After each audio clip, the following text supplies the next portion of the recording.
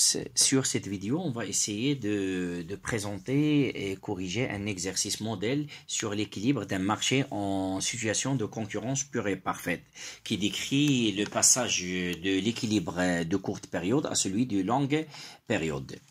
Bon, commençons par l'énoncé de l'exercice. Alors, on a une économie en situation de concurrence pure et parfaite, composée sur ce marché, on a 100 entreprises qui ont tous les mêmes conditions, ça veut dire le même coût de production, la même structure de coût de production. Alors, la firme représentative à la fonction de coût suivante. Alors, la première chose qu'on doit présenter, c'est dans un exercice, c'est le coût total de la firme représentative. Alors, la fonction du coût total, c'est une fonction qui décrit l'évolution des coûts totaux en fonction des quantités présentées sur le marché. Sur ce marché aussi, on présente la fonction de la demande totale, qui est une fonction qui décrit l'évolution des quantités demandées sur le marché en fonction des prix. Alors l'exercice, il est réparti en deux parties interreliées. Première partie comprend trois questions. Alors la première question, elle est demandée de déterminer la fonction de l'offre de l'entreprise individuelle et l'offre de marché. Sur la deuxième question, il est demandé de déterminer le prix et les quantités d'équilibre, alors que sur la troisième question, il est demandé de déterminer le niveau du profit individuel et de marché. Commençons par la première question. Alors, on cherche à déterminer la fonction de l'offre de l'entreprise individuelle et l'offre de marché. Alors, dans une situation d'équilibre sur un marché de concurrence pure et parfaite, on a le coût marginal, CM, elle est égale au prix du bien. Parce que sur un marché de concurrence pure et parfaite, à l'équilibre, la condition préliminaire ou bien de base, que le coût marginal doit être égal à la recette marginale, égale à la recette moyenne. Et la recette moyenne, c'est égal au prix. Alors, là, il faut expliquer une chose très importante, que par rapport à la fonction de l'offre d'une entreprise, la fonction de l'offre d'une entreprise, c'est une fonction qui décrit l'évolution des quantités offertes par une entreprise en fonction des prix, de sorte qu'il réalise un bénéfice maximal. Ça veut dire que le profit doit être à son maximum. Alors, par rapport à la condition qu'on a présentée, on a coût marginal égal prix du marché, la condition d'équilibre. Alors, la première chose qu'on doit calculer, on est obligé de calculer la fonction de coût marginal. Alors, la fonction de coût marginal, on peut la calculer par la dérivée de la fonction du coût total. Alors, c'est égal à la dérivée du coût total par rapport à la quantité. Alors, si on fait la dérivée par rapport à la fonction qu'on a donnée dans l'énoncé de l'exercice, on va trouver qu'on va faire la dérivée qui va donner coût marginal de X, c'est la dérivée du coût total qui est égale à 2Q. Alors là, on peut l'écrire aussi de cette manière, 2Q égale P par rapport à la condition qu'on a déjà énumérée, que le coût marginal doit être égal à P. Alors, coût marginal c'est égal à 2Q égale P, selon la fonction, bien se correspondant à la condition d'équilibre. Alors là, on peut écrire Q en fonction de P, parce que ce qu'on cherche, nous, c'est une fonction de l'offre. Ça veut dire quelle est la quantité qu'on doit présenter sur le marché en fonction d'un prix déterminé. Alors ça revient à écrire Q en fonction de P. Alors Q égale à P sur 2. Alors l'offre de la firme individuelle est donc égale à P sur 2. Alors, par rapport à l'offre sur le marché, on a dit que le marché est composé de 100 entreprises. Alors, systématiquement, Q ou bien l'offre globale, c'est égal à l'offre individuelle multipliée par 100 fois. Parce que l'ensemble des entreprises ont les mêmes conditions, ont la même structure, même quantité offerte, ainsi de suite. Parce qu'on se situe dans un marché de concurrence pure et parfaite. Alors, on a ici la quantité offerte sur le marché. Elle est égale à notre fonction, qu'on a écrit la fonction individuelle qui est P sur 2, qu'on a déjà eu, multiplié par 100 le nombre d'entreprises sur le marché. Ce qui va donner que la fonction de l'offre sur le marché, c'est Q égale 50 P. Passons maintenant à la deuxième question. Elle est demandée de déterminer les prix et les quantités d'équilibre. Alors, à l'équilibre, on sait bien que l'offre doit être égale à la demande. Alors, quantité offerte égale quantité demandée. Alors, on a déterminé l'offre sur le marché. L'offre sur le marché, c'est 50P. C'est ce qu'on a calculé tout à l'heure dans la première question, égale à la demande globale sur le marché. Et la demande globale sur le marché, elle est donnée dans l'énoncé de l'exercice. Ce qui fait qu'on va y avoir une égalité entre les deux termes. Alors, on essaiera de simplifier.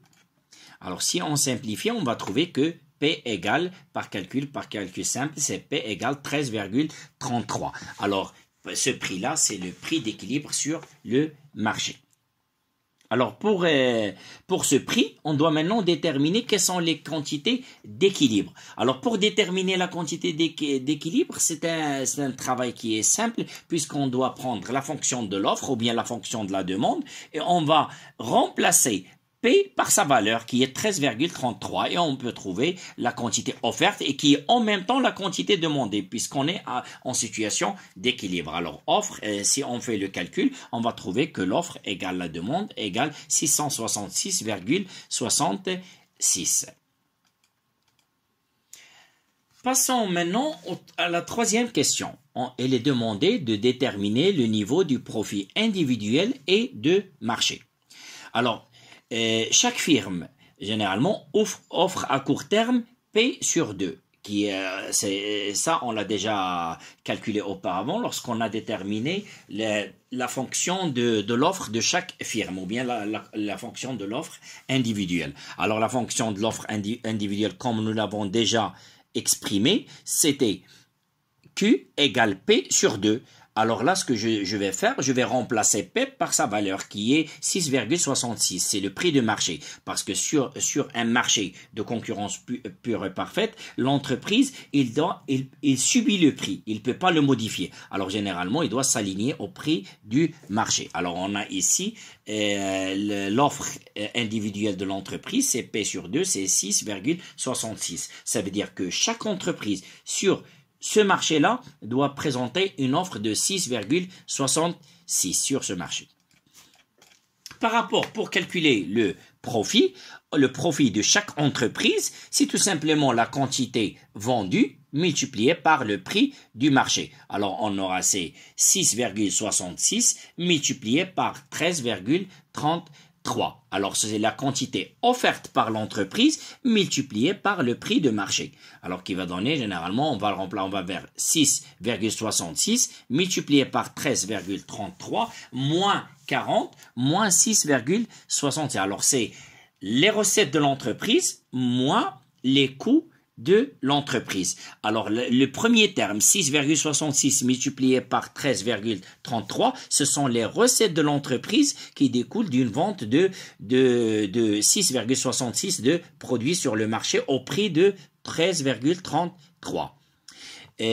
Pour calculer le profit, on doit faire moins les coûts, ce que doit dépenser l'entreprise. Alors ici, on a déjà la fonction de coût individuel sur le marché. Alors ce qu'on doit faire, c'est on va remplacer la quantité sur la fonction de coût total. Alors on aura les recettes moins les dépenses et on aura en fin de compte le profit que doit réaliser l'entreprise. Alors le travail ici, votre travail consiste seulement à remplacer dans les équations, vous aviez déjà la quantité offerte pour chaque entreprise pour pouvoir déterminer le profit. Alors, chaque entreprise sur ce marché, s'il produit 6,66 d'un produit, et de ce produit-là, de ce bien-là, il peut réaliser un profit de 4,42.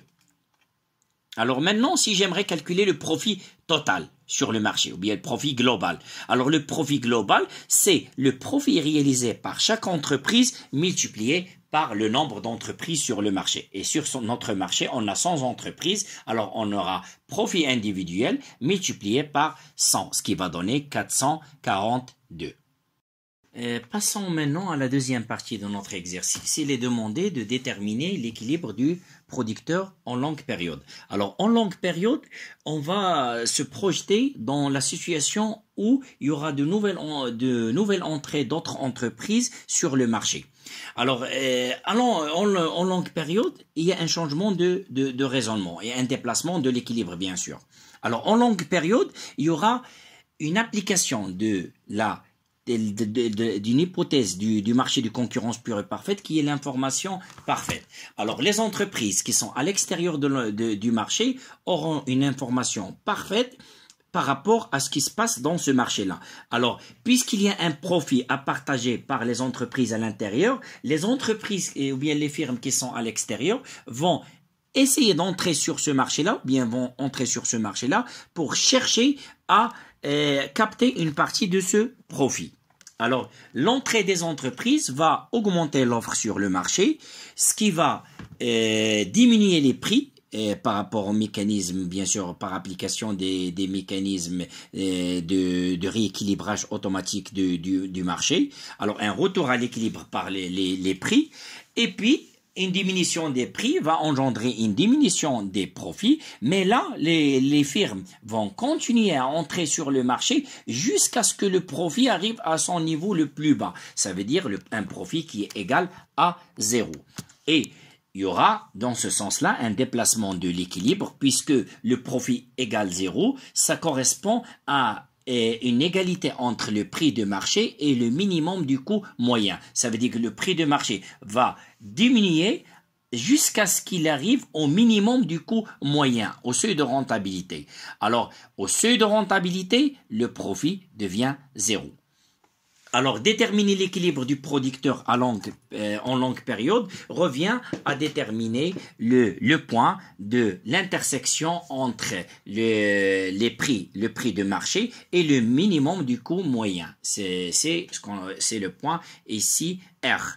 Alors, si on voit bien sur cette figure, on voit bien que le déplacement se fait par rapport au premier point.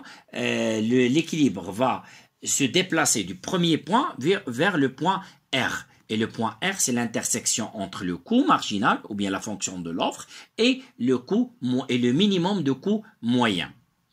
Et par la suite, si la situation continue de cette manière, il y aura un autre déplacement vers le bas, vers le point F. C'est ce qui est le seuil de fermeture, qui est F ici. Alors là, dans notre cas, pour calculer ou bien déterminer l'équilibre du producteur, il y a deux méthodes. La première méthode consiste à déterminer la quantité qui correspond au minimum du coût moyen. Alors, pour déterminer le coût moyen, on doit dériver et annuler la fonction de coût moyen. On détermine la fonction de coût moyen, c'est la fonction de coût total divisée sur Q. Alors, on va déterminer la fonction de coût moyen, on va faire égal à 0. Et par calcul simple, on va trouver la quantité Q et par la suite, on peut déterminer le prix. Deuxième méthode qu'on va utiliser ici, c'est l'égalité entre le coût marginal et le coût moyen. C'est ce qu'on a déjà expliqué sur le graphe. Alors là, on a deux fonctions qu'on va utiliser. La fonction de coût moyen, qui est ici le coût total divisé par Q. Alors ça va être égal à 40 sur Q plus QI. Et la fonction de coût marginal, qui est égale à 2QI, qu'on a déjà calculé. Alors, par égalité, on va faire l'égalité entre les deux. L'égalité entre les deux pour déterminer la quantité Q. Alors, on aura Q à la puissance 2 égale 40, ce qui doit nous permettre de calculer la quantité d'équilibre à long terme, qui est Q égale 6,32. Alors là, à long terme, l'entreprise ou bien à l'équilibre, chaque entreprise doit produire ou bien présenter sur le marché une quantité qui est équivalente à 6,32. Alors, maintenant, on passe à la cinquième question. Déterminer l'équilibre du marché. Alors, déterminer l'équilibre du marché à long terme revient à déterminer le prix d'équilibre et la quantité d'équilibre. Bon, première partie de cette question, première partie de notre réponse, quelle est la valeur du coût moyen ou coût marginal lorsque Q égale à 6,32? C'est ce qu'on a calculé dans la quatrième question, que à l'équilibre, la quantité individuelle ouverte par chaque entreprise, c'est 6,32. Alors, ce que je vais faire pour calculer premièrement, je dois déterminer la fonction ou bien calculer le coût marginal à longue période, à l'équilibre. Alors, le coût marginal, c'est par rapport à sa fonction, c'est 2 multiplié par Q. Et Q ici, c'est 6,32. Alors, je remplace Q par sa valeur et je vais avoir 2 multiplié par 6,32 égale 12,64. Alors là, j'ai calculé le prix d'équilibre. Alors, c'est le prix de longue période, puisque, comme on l'a déjà expliqué, en longue période, le P égale coût marginal, ce qui va donner généralement que le coût marginal ici égale le prix d'équilibre à long terme, qui est 12,64. Par rapport maintenant à la quantité. Alors, pour calculer la quantité, on va prendre la fonction de l'offre globale et on va juste remplacer le prix par sa valeur. Alors, je vais remplacer ici, dans cette fonction qu'on a déjà donnée, on va mettre 2000 moins 100 multiplié par le prix de long terme et on va trouver 736. Alors, on a calculé ici la quantité d'équilibre. Alors là, pour récapituler, en longue période, le prix d'équilibre va se déplacer pour se positionner à 12,64, alors que les quantités échangées à long terme seront de 736. Dernière question, déterminer le nombre d'entreprises présentes sur ce marché. Alors, on a dit que, par rapport bien sûr à notre réponse dans la question numéro 5. Chaque entreprise offre 6,32 unités sur le marché. Et deuxième information qu'on a, que la demande totale est de 736. On vient de calculer aussi dans la question 5. Alors par simple calcul, le nombre d'entreprises qui seront présentes sur ce marché, c'est la demande globale qu'on va diviser sur la demande individuelle. Alors, c'est 736 divisé sur 6,32 qui va donner 116,45. Alors, il ne faut pas s'inquiéter si on aura une virgule parce que ça ne veut pas dire que le calcul que vous avez fait est faux, mais tout simplement que par rapport à notre exercice par exemple, que le nombre d'entreprises doit varier entre 116 et 117. Alors, si on a un chiffre avec virgule, on doit se placer toujours la variation entre la borne supérieure et la borne inférieure. Ça veut dire 116 et 117 dans ce sens-là. Alors, je vous souhaite bon courage. À la prochaine.